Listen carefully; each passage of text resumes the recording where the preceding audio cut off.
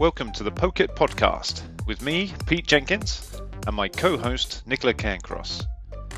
In the show, we'll be getting deeply interested in everything and everyone, including business and entrepreneurship, investing, crypto, great films, books, and sci-fi, served up with great food and wine, and a little bit of gamification, and the odd guest thrown in for good measure.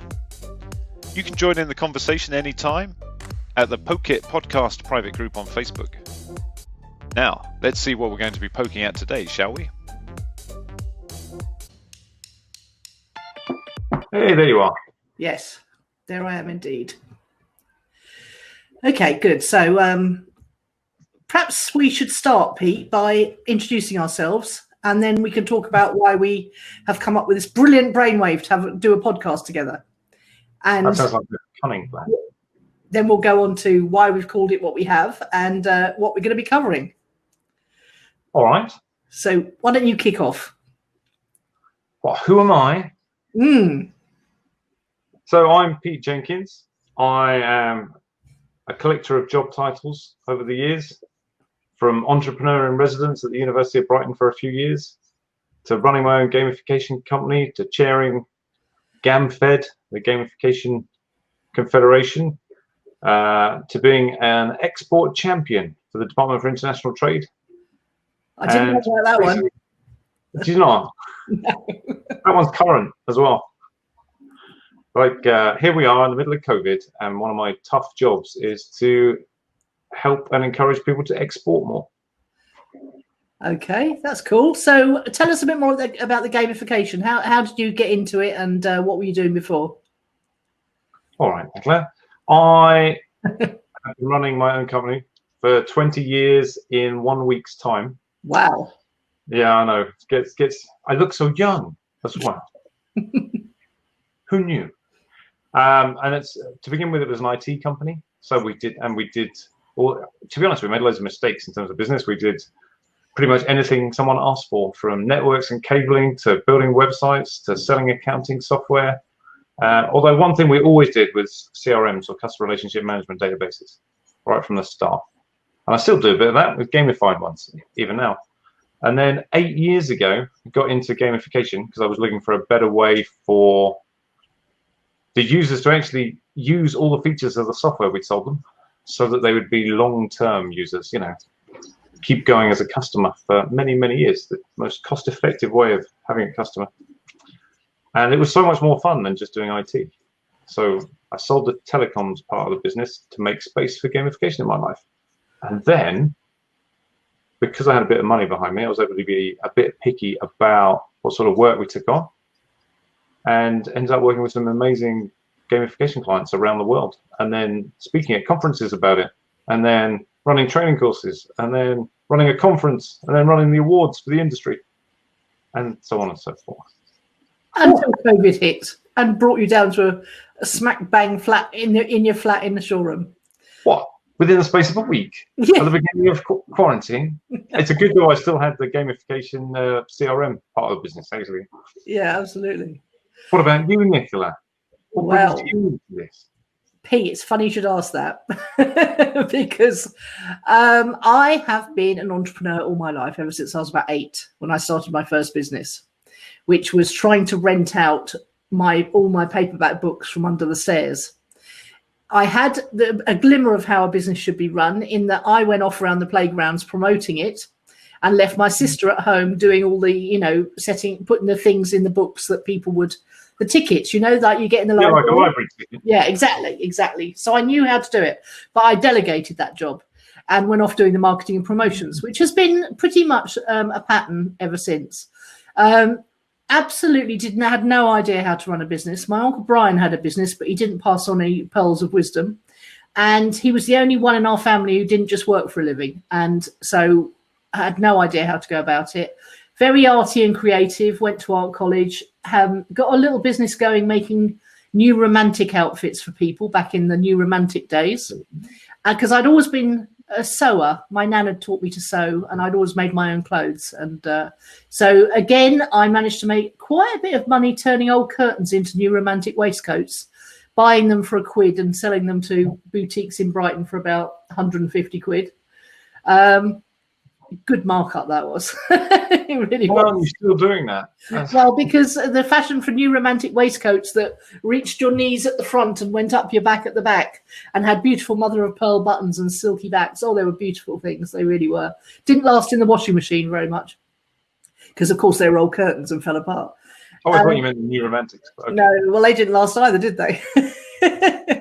So I've always been someone who's always constantly starting businesses, but I didn't know the difference between being a freelancer and being a business owner. And it was only kept getting jobs lasting 18 months, having a new business idea, often managing to get money out of the bank to start the new business and then it all going horribly wrong.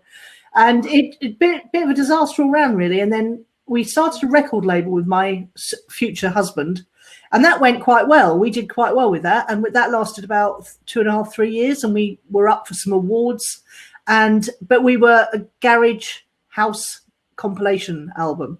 And Ministry of Sound arrived and knocked all the competition out of the water because they had massive deep pockets for marketing and things. Anyway, so then I had my children.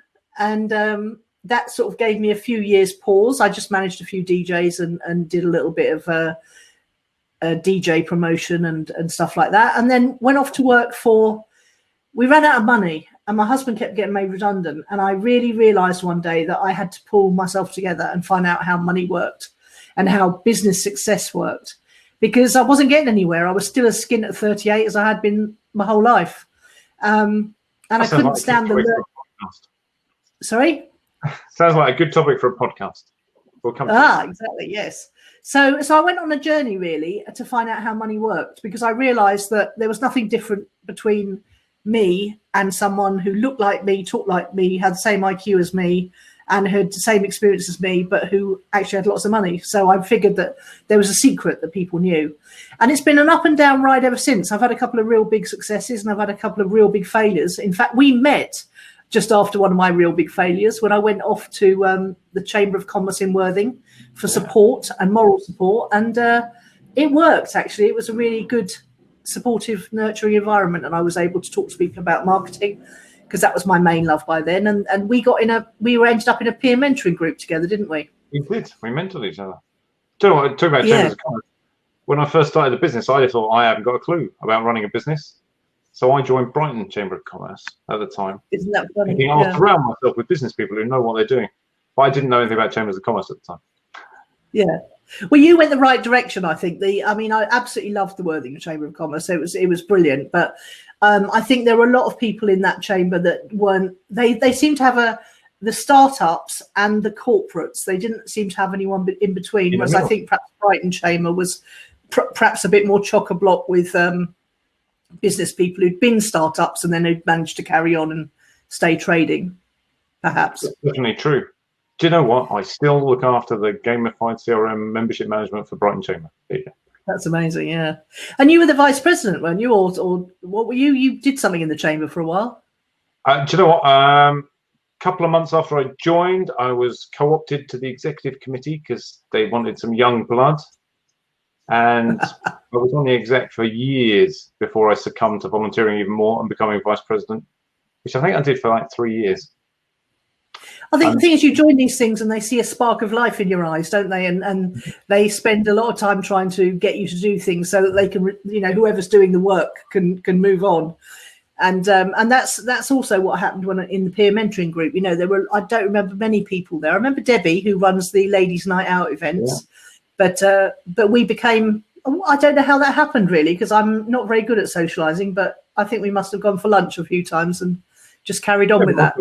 We talked about, we have a shared interest in not just marketing, but techie things that make life easier, and we like finding loopholes in stuff. I'm like, this is gonna make save business time, make money. Yeah. And we got a shared love of sci-fi as well, haven't we? We quite like sci-fi. True. And then more recently, I've indoctrinated you into the dark arts of poker playing. So we've been playing all through the lockdown, haven't we? Online poker has been. See, I learned online, and then I graduated into the pub poker scene, and that's where we started because I took you down to a game, and you managed to win that one, as I recall. And didn't you win every other one subsequently? I won the first week. I did also win the second week. but I was only third the next week. I think you won that one. Unheard of, absolutely unheard of, this kind of prowess. But then you're a SWAT. You've been reading the books. That was after the first week. They gave me a book. That thick. I might even have that still to hand. Hang on. Yeah, it is. Right. It's a chunky tome. Basically, it says, look for excuses to quit out of each round. Yeah, that's right. A whole book on one thing. And I'm a big podcast fan. I wasn't, because I'm a visual person, which is why I love it when people video record their podcasts and then put the audio up, because I prefer to watch people doing their podcast rather than listen to it. But I do listen to a lot quite late at night. So I've become a podcast fan, and I have several podcasts of my own, one of which is coming to an end quite soon. So I've been looking for, 300 episodes under our belt as well. So that's no mean feat. 150,000 downloads. Never really. Let's see if we can do better. Yeah, well, I think I've learned a lot about the podcast marketing since then, because it really never really broke more than about 1,500 downloads per episode. And that's because we had no marketing clout at the beginning. It was very organic growth. So I've learned a lot about what to do with podcasts to get them a bit of a longer runway. Should we do a special episode on podcast marketing? Podcast marketing. And then you could teach me. You know what I'd rather do? I'd rather invite a guest on and poke them. Ooh, and find out what they know about it. That's a great idea as well. Yeah. I like that. So then, say again. Do you have anyone in mind? Who should we poke? I do, actually. There's a few people we could invite on, but we need to get our numbers up first. Okay, yeah, that makes sense. So tell us, do you listen to podcasts at all? So like you, actually, I prefer watching them. Mainly because years and years ago I worked in a call center, and after about a year of having stuff in my ears, I was like, never listening to stuff again. Beep, another call. Beep, another call. Yeah. And I got out of the habit. Also, I don't drive, so in terms of where you might listen to a podcast, traditionally you might do it on your way somewhere, whereas I end up like on the train or on the plane, and I'm more likely to watch something or read something. Yeah, which is interesting because you describe yourself as not a very visual person. I can't hold a vision of something in my head. Yeah, very hard. As you'll find out, dear listeners, Pete's got a number of strange syndromes which we can poke at and uncover as the podcast goes along. It's all right, Pete. I've got plenty wrong with me as well. We'll find out that as we go. This one that we're alluding to was alluded to in an episode of Space Force on Netflix the other day. I was like, that one. I've got that. Oh, good. Tick that one off. Yeah. I actually believe that entrepreneurs, particularly if you've got things that are not working right when you're a kid, that if you've got that kind of can-do personality, then you tend to work out ways of compensating. Yeah. I think the key is to know what it is. I really struggled until I knew what it was, and then I found business much easier because I was like, oh, well, I know why I'm rubbish at that. I'll get someone else to do that bit. Yeah, which is what you should do in a business anyway, isn't it? You should always work to your strengths and get someone else to do the bits you're not good at. But of course, we're going to be poking at all sorts of things about what makes business work as we go along. So tell us about the name and how you came up with it, and what it means for the podcast. Hang on a second, Pete. We might need to get rid of your notifications. They're very tuneful.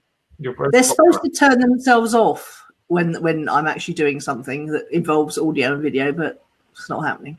Do not disturb, you see. It says do not disturb. Turn on. It's never turn on.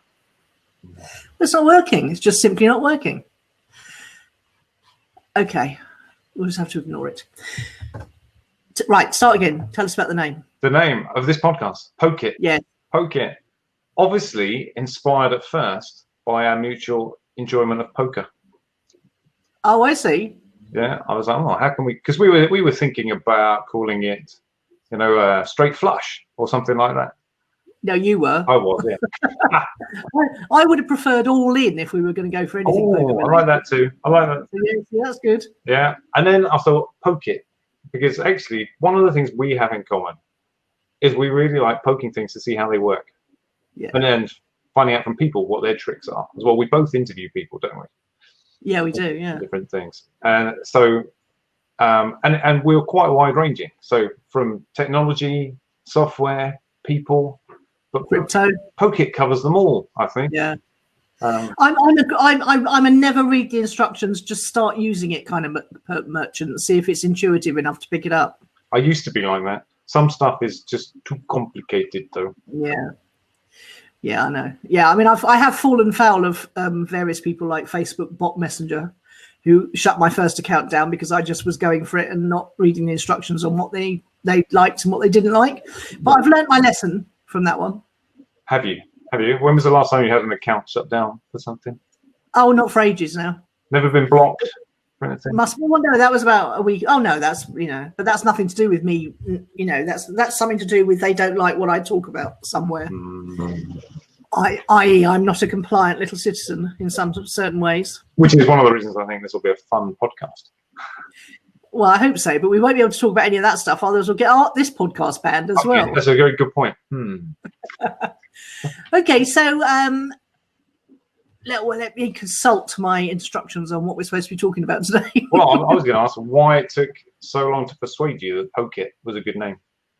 I'm still not convinced, to be honest. I think it sounds a little bit like, in terms of number of syllables, my other podcast that's coming to the end. But it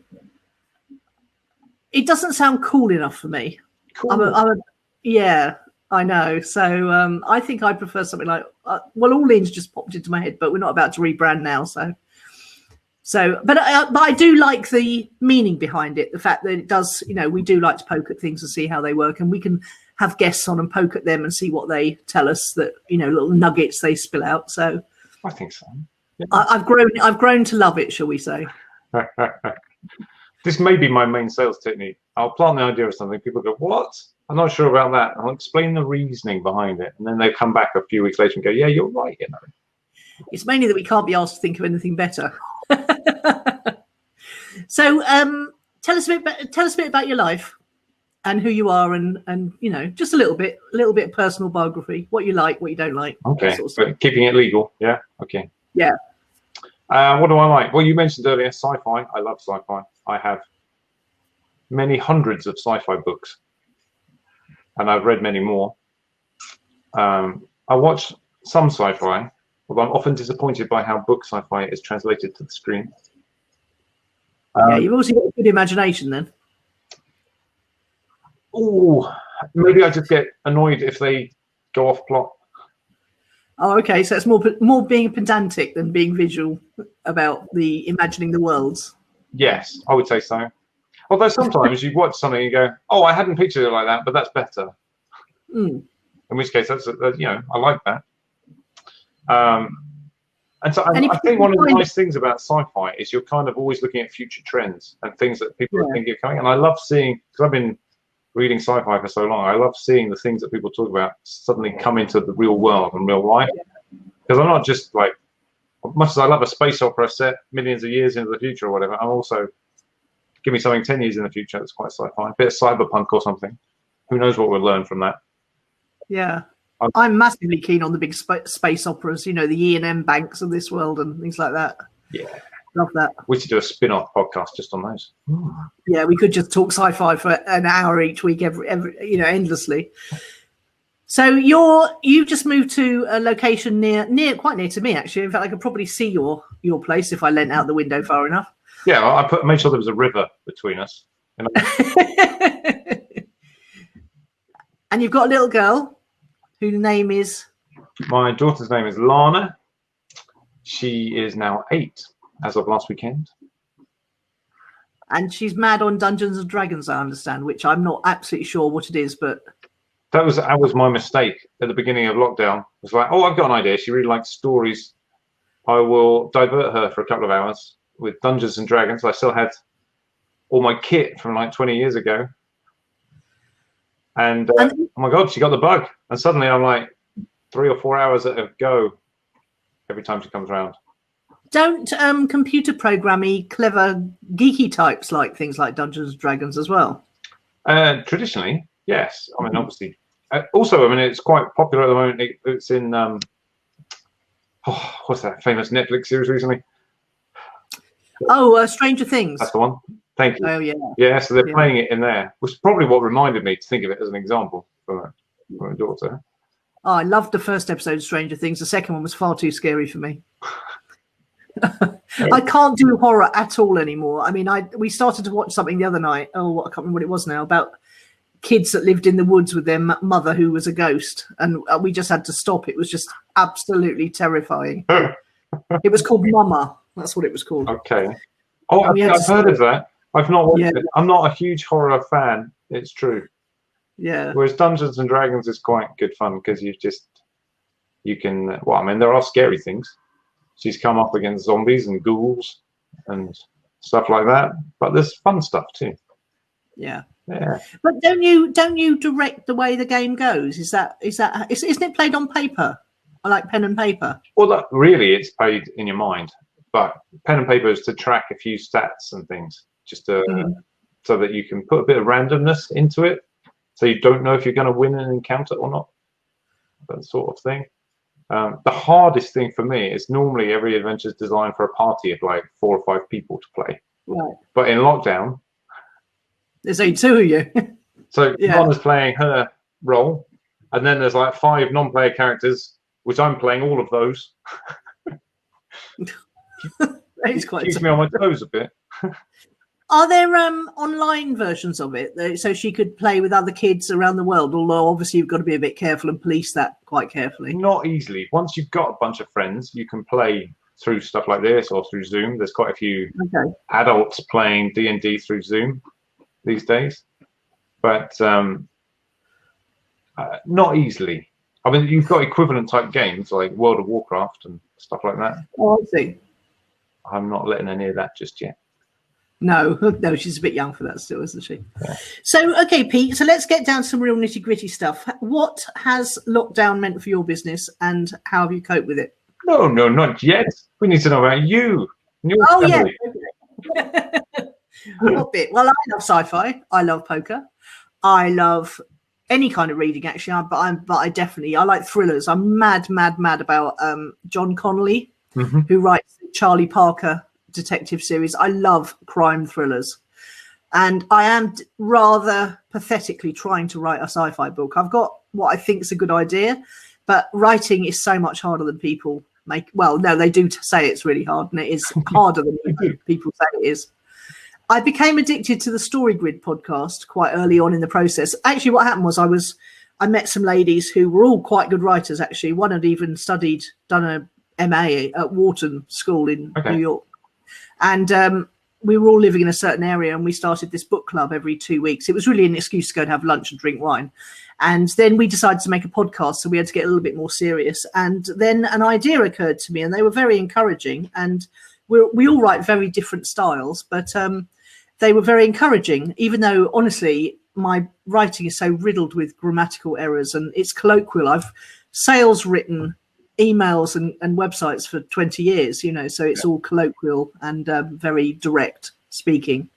But I really enjoy the process. And I got addicted to the Story Grid podcast, which is where a very well-known editor in New York walks through every week a guy who's a book marketing guy, but he wants to write his first novel. And it's turns out to be a young adult novel, and it's set in the future. So that sort of got my attention as well. Straight from the start. You've shared some of those with me. I found them really, really interesting and useful. Yeah. And basically, Sean Coyne's and Story Grid process is a way of putting structure around writing a book. And so that you don't get any of this old rubbish when someone says, oh, I don't think the 3rd chapter's not really working for me and all that stuff. You've got what should be in each kind of genre of book, and what should be in each scene. There are 5 elements to each scene, and a scene can be just a moment's conversation, or it can be a whole thing with lots of different people in it. And so you learn really, I would describe it as, it's the nearest you can come to a BA or an MA in writing without actually going to university. It's brilliant.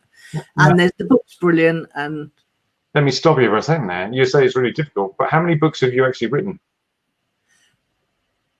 Not just fiction, any non-fiction? Oh, yeah, no, I've done 5 business books. But to be honest, 5. Well, that's easy, isn't it? Because the first one was the easiest, funnily enough, because I didn't know what I shouldn't be doing. I just put together a series of 100 emails giving people, it was called the Money Gym, and it walks people through all the things I've learned about how money works in what I thought was a logical progression. And so it starts with things like why it's so important to manage your cash flow and how to do it. And I wanted it to be really, really practical, not just books like The Richest Man in Babylon and Think and Grow Rich, which are all great books, but they don't actually tell you what to do when you finished reading the book to start improving your personal circumstances. So I wanted it to be not only esoteric in terms of talking about positivity and optimism and believing in abundance and that there's enough for everyone and that you are enough and your self-esteem is the only thing that's holding you back. But I wanted it to be deeply, deeply practical. And I really do feel that probably when I go to my grave, it'll be my life's work. You know, it's changed many.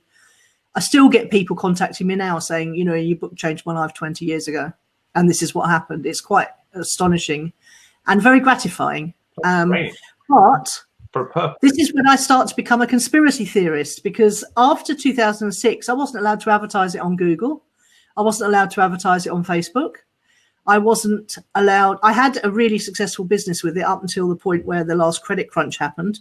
And suddenly I can't get traffic to the website. No matter what I do, I cannot spread the word further than an immediate few people around me. And I don't know whether there's like a blanket ban on people who try and help other people make money or learn how to make money.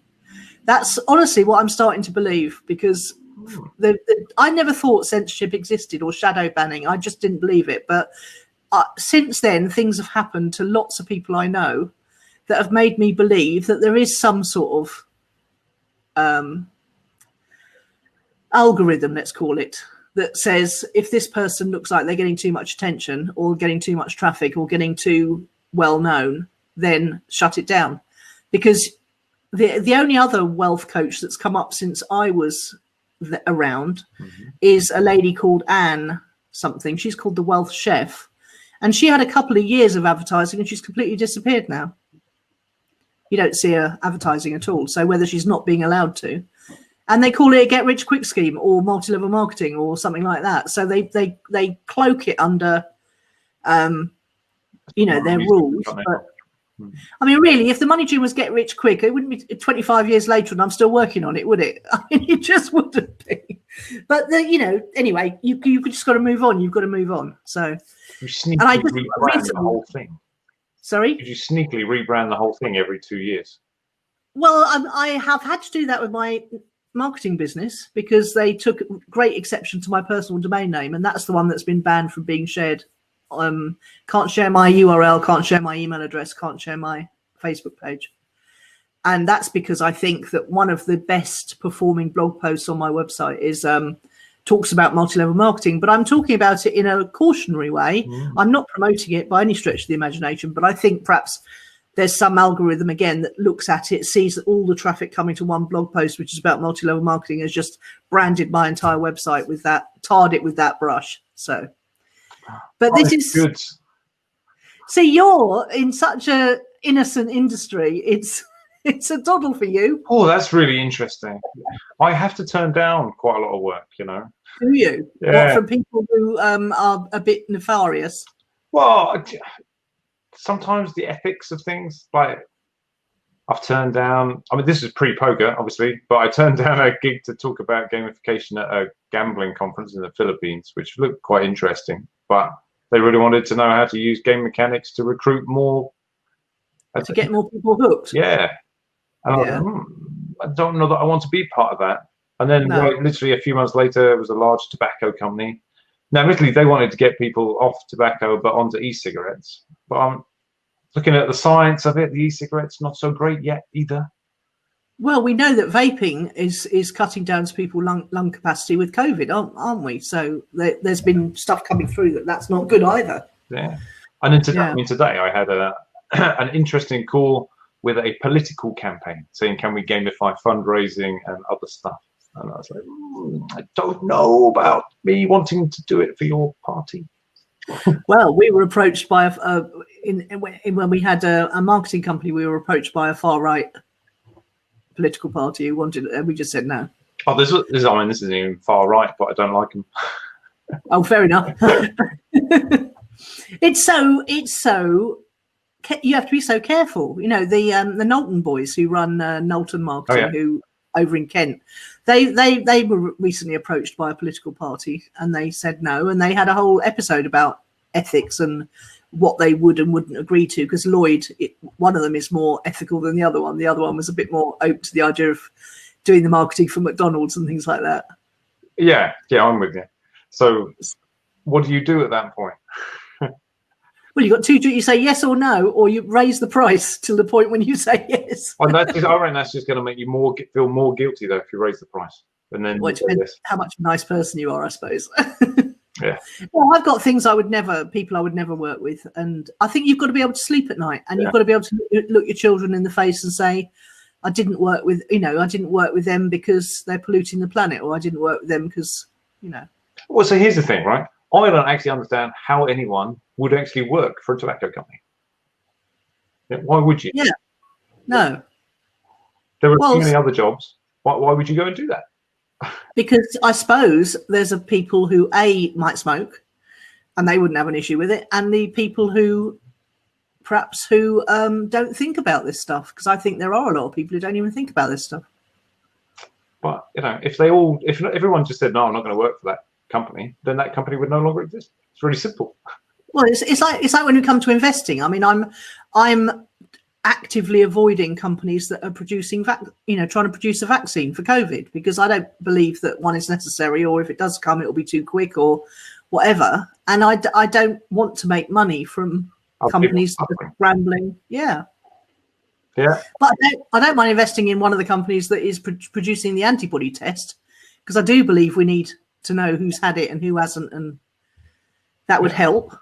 Okay, that would just help everyone. Yeah, I'm with even if it's temporary, even if you have to have a test every month, it's still not it's not putting anything into your body, is it? It's just testing your spit or your blood or whatever.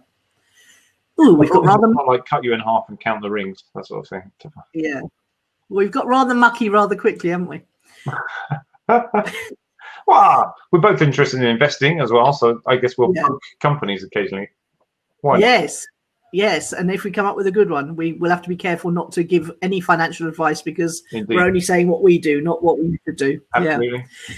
So come on then. So that does lead us on to the old COVID. So what was the first inkling you had that it was coming, and what impact did it have on your business, and what have you done different as a result?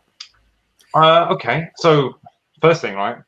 Over half my income last year was due to stuff done internationally, whether it's speaking at conferences, running my own conference, running training courses abroad. Okay, so it was going to have an impact.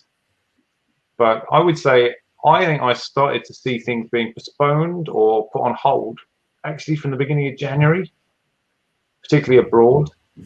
And did people say why? No, I think everyone just felt a little bit cautious. I just sensed there was something out there. No one put it into words until the end of February, when suddenly that was the reason. And then, I had, because my bookings are like 6 to 9 months in advance generally for all sorts of, especially for conferences, but also workshops and stuff. People have a pipeline for selling. Yeah, you work a lot with the business sector, and they like to plan things, don't they? Yeah. My own conference, I'm doing an awful lot about it at the moment. It's not until the end of November. These things are quite far in the future. But I would say everything started getting cancelled and or fully postponed over the space of 1 week in March, whether it was conferences or speaking gigs. So I noticed very quickly that I wasn't going to be traveling and big chunks of money. And the second thing is, of course, many of my bills, outstanding invoices, which I've got various regular clients abroad. All those events companies basically run on cash flow. So they pay their speaker or their trainer quite often from the money from the next one. Yeah, it's a bit pyramid-y. And all those are outstanding still. They have no. So I've got easily 9 or 10 grand still out there. There's no point in chasing it until they're doing events again, because they have money coming in. Yeah. You know? So I know that, you've been through tough times in business. How did you cope with that? Did you have, do you have really low overheads? I mean, how did you cope with that kind of double whammy? So in February, because I sensed something, I made one person redundant out of my team. So I had 3 on the team. And what did I do? I was paying close attention to the figures quite fast. Cash flow. I had one large company in this country that owed me a lot of money and has historically been a slow payer. So in March, I quickly put it out to my regular credit control guy. Get this in quick. Well, also, I'd already delivered all the work for them. So I was never a priority on their list. Okay. If you're still providing a service, you're more likely to be at the top of the list. But there was no commercial reason that they would prioritize me. So I was like, that one, and also it's in this country, so there was more regulations that we could use to get the money in.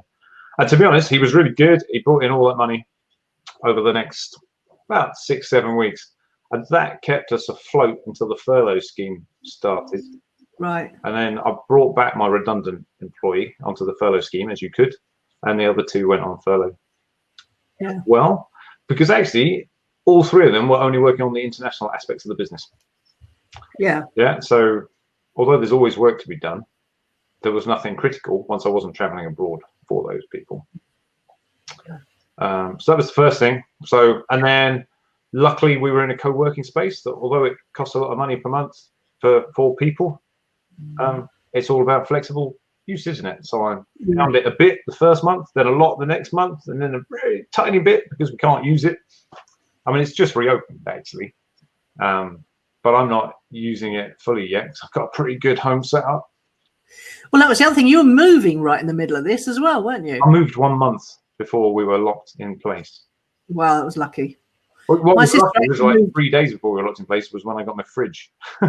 That's right. My sister actually moved the weekend after the lockdown started officially, so they had to do as much moving of their stuff in their 1 hour exercise a day that they were allowed.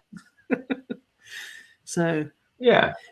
And how have you found the whole being in, because you're an active bloke, aren't you? I mean, you were cycling to Brighton and back, and so how have you found all that side of things? I found it quite tough at first, actually, because I moved from a place with a massive garden to somewhere with no garden, but really near the sea, thinking, I'll just go to the seaside a lot. And then we were locked down.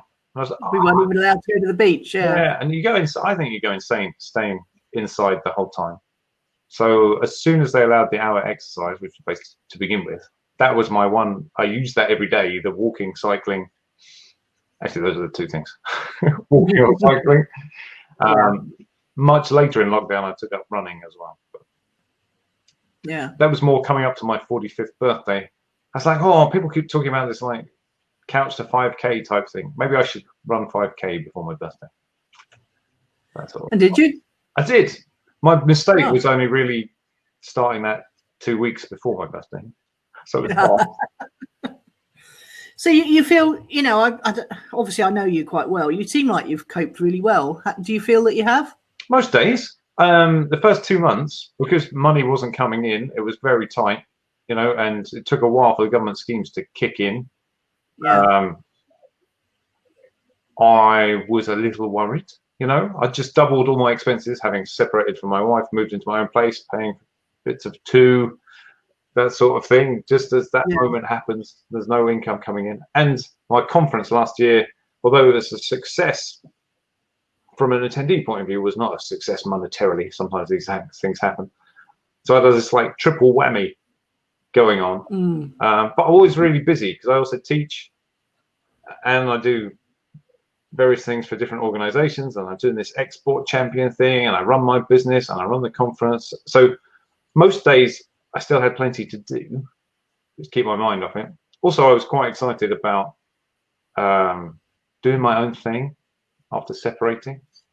So I read a lot more sci-fi. And you've pivoted the business quite a bit, haven't you, as well? You've used the time to do stuff online that you never had time to do? These things are quite odd when they come along, because actually my plan for this year was to go more digital in delivery, because I'd reached capacity for traveling.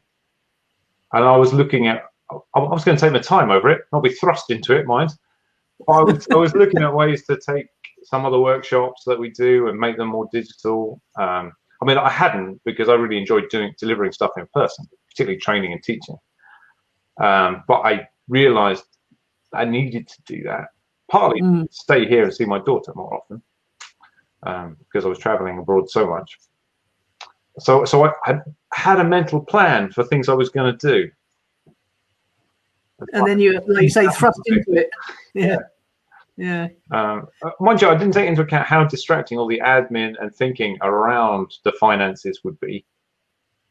Yeah, so the first month and a half, you're constantly getting new notifications from the government about how the schemes are going to work, what's the new thing, what's doing this. And so you spend like 2 hours every day just staying up to date and working out what was going to fit well with the company. Should we borrow money under one of these government schemes? Should we blah, blah, blah. Yeah, and I did borrow money under one of the government schemes, but it still took 2.5 months to come in. So until that, all these things are distracting while you're keeping going, aren't they? I think it's really shown everybody the importance of having a rainy day fund, and a bigger rainy day fund than anyone thought they would ever need. You know, the funniest thing for me was I've run with a rainy day fund for 3 years, and this was the one time it was empty. Oh dear. Oh God. Well, I got came back to England last year, as you know, and just had got landed quite a big client to do all their social media work for them across 2 or 3 companies. And you know, I was training my son up to do some of it. I've got a VA in the Philippines, and she was obviously ready to go. And they paid the first 2 months fine, and they were based in Switzerland. And then the week before Christmas, the next installment was due, and they told me they'd sent it, but it never arrived. And then they ghosted me completely. Didn't respond to any phone calls or emails or anything at all. So I think they must have got wind of it before I did. And I started hearing about it in early mid-January, when the videos started appearing on Twitter of what was happening in Wuhan. And I got very, very anxious and tense for quite a while, because everybody thought I was barking. And I was, because we've read, you know, quite a lot of dystopian plague kind of books and seen the films. We sort of World War Z kept springing to mind. That was you know, but you know, the videos you were seeing of what was happening in Wuhan, of people, you know, being locked in their apartment blocks and welding the doors shut and things. So I thought, and bodies, you know, people falling over in the street.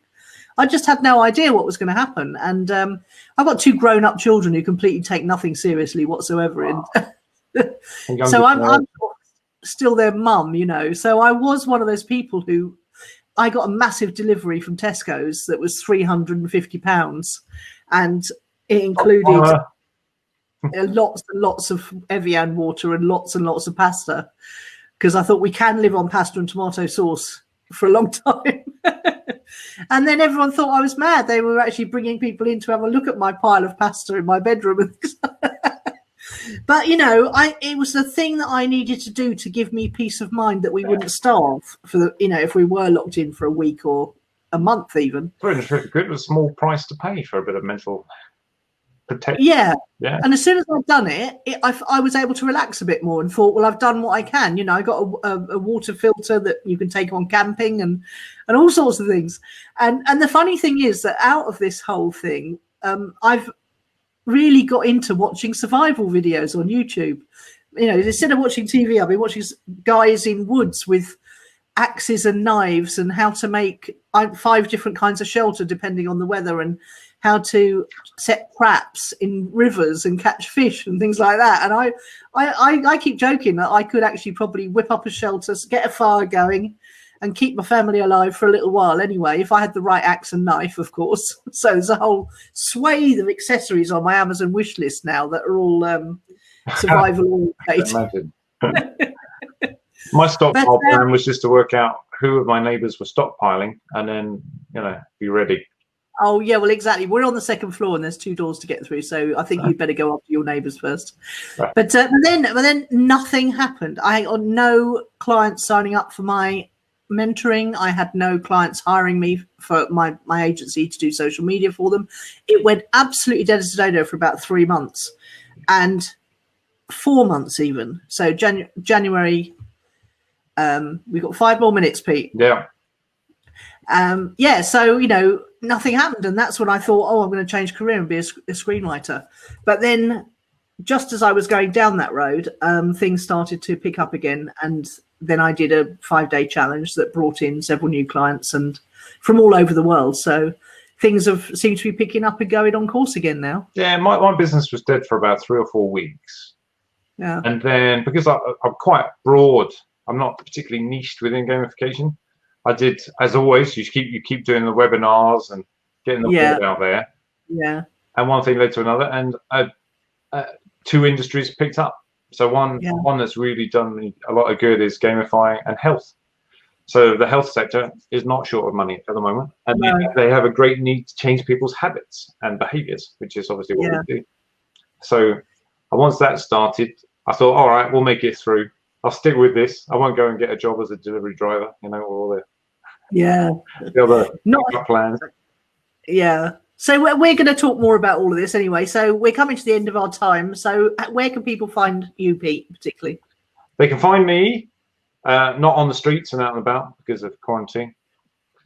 They can find me at petejenkins.com. That's the easiest place to start. And Pete Jenkins on Twitter. Yeah. Reasonably active there. Find me on LinkedIn. That's where I particularly seem to generate lots of business from. So LinkedIn is a good place to connect with me. Say where you found me as well, because I get a lot of connection requests. I think, who's this? Yes. They say you watch the podcast or listen to the podcast. Yeah, we've actually set up a private group. Well, I have. You may not know about it yet, but it's Poke It podcast group, and we've got a page as well. So do come along if you're on Facebook. Yeah. And join the group. It's completely free of charge, and it's really just to talk about the things we talk about in the episodes. And of course, you can find me at nicolacairncross.com, but you won't be able to share that anywhere on social media. So probably best to go to clicksandleads.com. And we look forward to seeing you in our next episode when we'll be starting to flesh out how we're going to format these episodes. Yeah, and work out what we're going to poke first. We covered a fair few things today that we can go deeper into as well. Yeah. Who or what will we be poking next week? Great stuff. All right. Thanks, Pete. All right. Thanks, Nicola. I think we're going to have a lot of fun with this. 300 episodes, you say? I think. No worries. Yeah. 300 episodes. Let's go for it. Speak to you soon. Bye. Bye. You're listening to the Poke It podcast with Pete Jenkins and Nicola Cairncross. You can find Pete at gamificationplus.uk and you can find Nicola at clicksandleads.com. And do come and join our private Facebook group. Just search Poke It Podcast on Facebook.